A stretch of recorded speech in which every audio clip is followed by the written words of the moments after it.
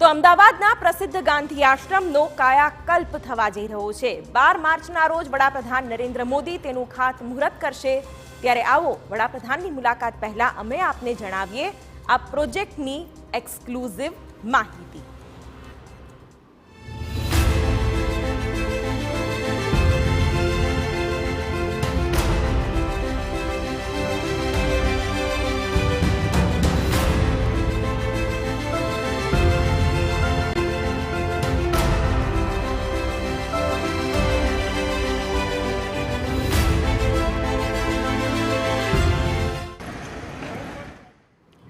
સાબરમતી આશ્રમ એ માત્ર આશ્રમ નહીં પરંતુ ભારતના ઇતિહાસનો એ પુરાવો છે કે જ્યાંથી અંગ્રેજોને પાછા ધકેલવા માટેની અનેક યોજનાઓનું આયોજન કરાયું હતું। ગાંધી બાપુ અહીં રહેતા અને તેમને મળવા માટે અનેક લોકો અહીં આવતા। સાબરમતી આશ્રમ એટલે કે ગાંધી આશ્રમ આઝાદીના ઇતિહાસના પાયામાં છે। અહીં વર્ષ દરમિયાન દેશ વિદેશના અનેક પ્રવાસીઓ આવે છે અને ઇતિહાસને જાણે છે। ત્યારે આ પરિસર અને આસપાસના વિસ્તારને અદ્યતન બનાવવાનો નિર્ણય સરકારે કર્યો છે। વડાપ્રધાન નરેન્દ્ર મોદી આ પ્રોજેક્ટના રીડેવલપમેન્ટનું 12 માર્ચે ખાતમુહૂર્ત કરશે અને તેને લઈને તૈયારીઓ થઈ રહી છે।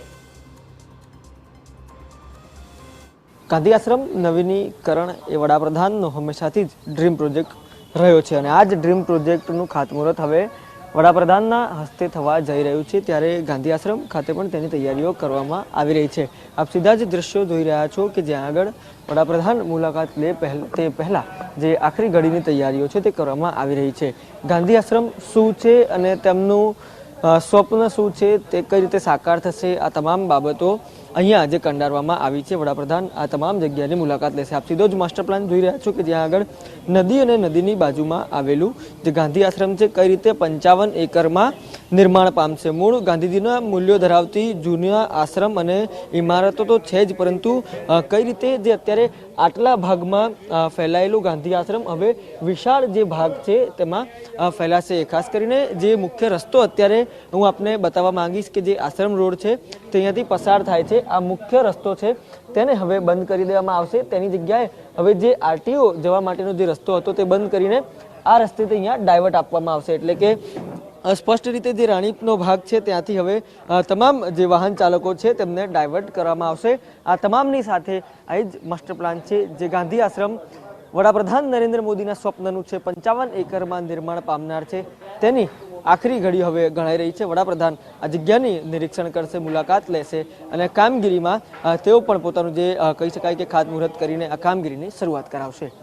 કેમેરા પર્સન દીપક સેન સાથે રોનક વર્મા, TV9 અમદાવાદ। હાલ 5 એકરમાં ફેલાયેલો આશ્રમ હવે 55 એકરમાં ગાંધીજીના મૂલ્યો સાથે નિર્માણ પામશે।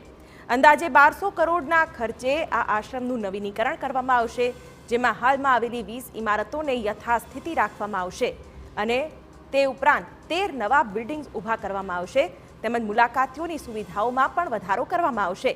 આ પ્રોજેક્ટ અંતર્ગત સાબરમતી આશ્રમના વિસ્તૃતીકરણ સાથે અદ્યતન બાબતોનું પણ ધ્યાન રખાયું છે।